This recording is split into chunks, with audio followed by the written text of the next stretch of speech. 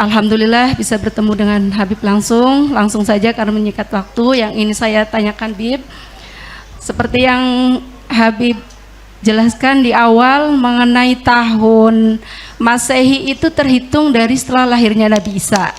Iya. Iya, yang ingin saya tanyakan, kalau tahun Hijriah itu terhitung dari setelah lahirnya Nabi Muhammad atau dari hijrahnya Nabi Muhammad? Iya. Mohon itu penjelasannya. Aja. Baik, terima kasih. Warahmatullahi wabarakatuh. Waalaikumsalam warahmatullahi wabarakatuh. Ibu, Bu, ini pertanyaan bagus. Perhatikan Bu. Pertama saya mulai dari nama-nama bulan. Nama-nama bulan miladi, Januari, Februari dan seterusnya, itu sudah ada dari sebelum Nabi Isa lahir. Sudah ada dari sebelum Nabi Isa lahir. Hanya saja nomor tahunnya belum ada. Nah, nomor tahun 1, tahun 2, tahun 3 itu belum ada.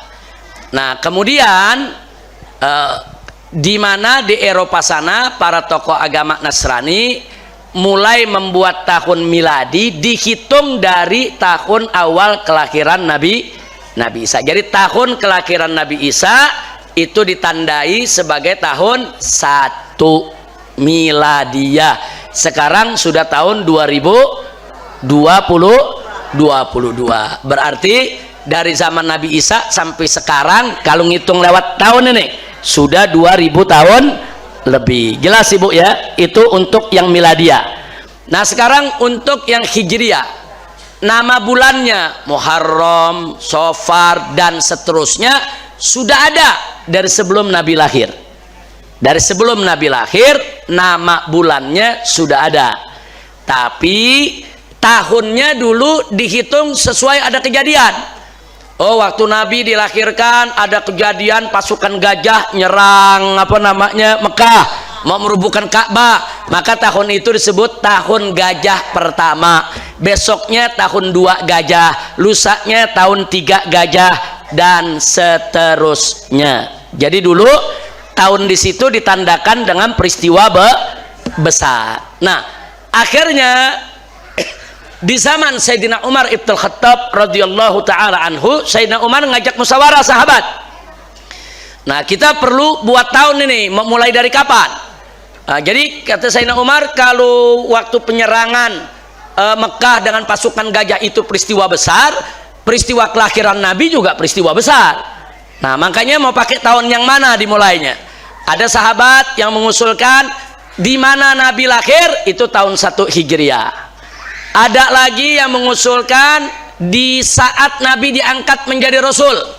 Nah, itu menjadi tahun 1 Hijriah. Ada lagi yang memberikan usul di saat Nabi hijrah. Nah, usul yang ketiga inilah yang diterima dan disepakati.